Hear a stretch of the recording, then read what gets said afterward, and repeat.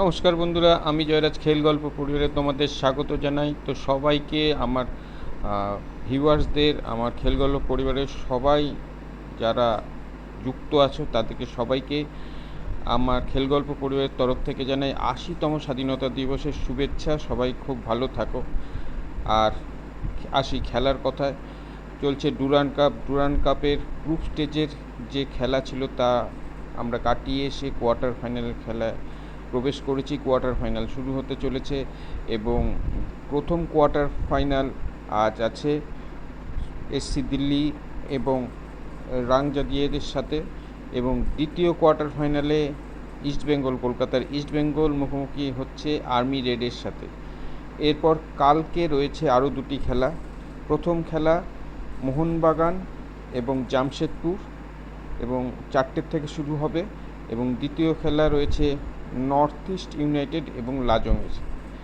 তো আজ ইস্টবেঙ্গলের খেলা রয়েছে এবং ইস্টবেঙ্গল আর আর্মি রেডের মধ্যে যে জিতবে সে ডুরান্ড কাপের সেমিফাইনালে প্রবেশ করবে। এশিয়ার ওল্ডেস্ট টুর্নামেন্ট, ফুটবল টুর্নামেন্ট। তো আর্মি রেড প্রতিপক্ষ হিসাবে কেমন, তো সেক্ষেত্রে বলতে পারি যে ইস্টবেঙ্গলের যেরকম টিম আর্মি রেডের সাথে খেলায় খুব একটা চিন্তাভাবনা করতে হবে না, কারণ সাম্প্রতিক ইস্টবেঙ্গল যে এএফসি কোয়ালিফাইং ম্যাচ ছিল, প্লে অফ ম্যাচ ছিল, সেখানে কিন্তু দারুণ পারফরমেন্স করেছে। সেখানে তারা 4-1 গোলে হারিয়েছে কুয়েতের টিমকে, এবং সেই হিসাবে একটা বড় পরীক্ষা হাবাস এবং তার টিম দিয়েছে, যেটাতে ফুল মার্কস থেকে উত্তীর্ণ হয়েছে, এবং এরপরে তাদের যে কম্বিনেশন সেটাও খুব ভালো হয়েছে, এবং অবশ্যই মনোবল আরও অনেক বেড়েছে।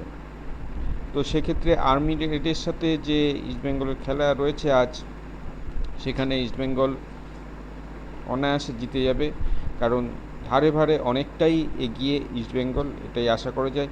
অঘটন ঘটতে পারে ফুটবল, কেন যে কোনো খেলায় প্রতিপক্ষকে সহজভাবে নেওয়া উচিত না।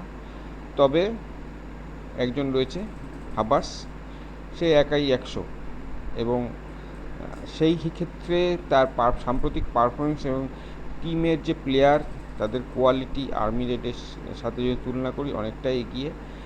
তো সেই ক্ষেত্রে ইস্টবেঙ্গল অবশ্যই এই ম্যাচটি জেতা উচিত, এবং কোয়ার্টার ফাইনালে অবশ্যই উত্তীর্ণ হয়ে সেমিফাইনালে যাওয়া উচিত, এটা আমি মনে করি। ইস্টবেঙ্গল যথেষ্ট ভালো টিম, আর ইস্টবেঙ্গলের এই জুহরতি ক্রীড়াঙ্গনের যে খেলা রয়েছে তাতে ভালো পারফরমেন্স করা উচিত, নিজের হোম গ্রাউন্ডে খেলা, এবং অবশ্যই একটা হোম সাপোর্ট থাকবে, সেটার উপর ভর করে। এবং সাম্প্রতিক বললাম যে আবারও যে এএফসি যে কোয়ালিফায়ার ম্যাচটা ছিল সেখানেও যথেষ্ট ভালো পারফরমেন্স করেছে। সেই হিসেবে আশা করছি ইস্টবেঙ্গল জিতবে।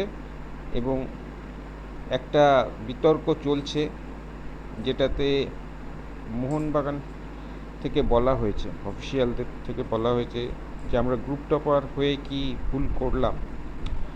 আসলে তাদেরকে অ্যাওয়ে ম্যাচ খেলতে যেতে হচ্ছে, সেই কারণে তারা এই কথাটা উঠেছে। তো সেক্ষেত্রে বলি এটা তো কিছু করার নেই, টুর্নামেন্ট ফরম্যাট যেরকম চালনা করবে আর্মি, তারা এটাকে চালনা করে, সেই অনুযায়ী খেলতে হবে। তো অবশ্যই এটা একটা বড় প্রশ্ন যে যারা জিতেছে, গ্রুপ টপার হয়েছে, তারা কেন হোম গ্রাউন্ডে খেলতে পারবে না, কিন্তু ওই টুর্নামেন্টের ফরম্যাট। তো আশা করি কালকে মোহনবাগানের যে খেলাটা আছে, মোহনবাগানও ভালো পারফরমেন্স করবে, সে বিষয়ে অবশ্যই আসবো। তো আজ ইস্টবেঙ্গলের খেলা, let's hope for the best, এবং আশা করছি যেন ইস্টবেঙ্গল জিতে সেমিফাইনালে যায়। তো তোমাদের কি মনে হয় আজ ইস্টবেঙ্গল কেমন পারফরমেন্স করবে, অবশ্যই আমাকে কমেন্টে জানাও। আজ এখানেই শেষ করছি, দেখা হচ্ছে পরের ভিডিও। তোমরা ভালো থেকে সুস্থ থেকে সঙ্গে থেকে আমার এই ভিডিওটিকে অবশ্যই শেয়ার করো। যারা ফেসবুক থেকে দেখছো তারা আমার পেজটিকে ফলো করো, আর যারা ইউটিউব থেকে দেখছো তারা আমার চ্যানেলটিকে সাবস্ক্রাইব করো। টাটা।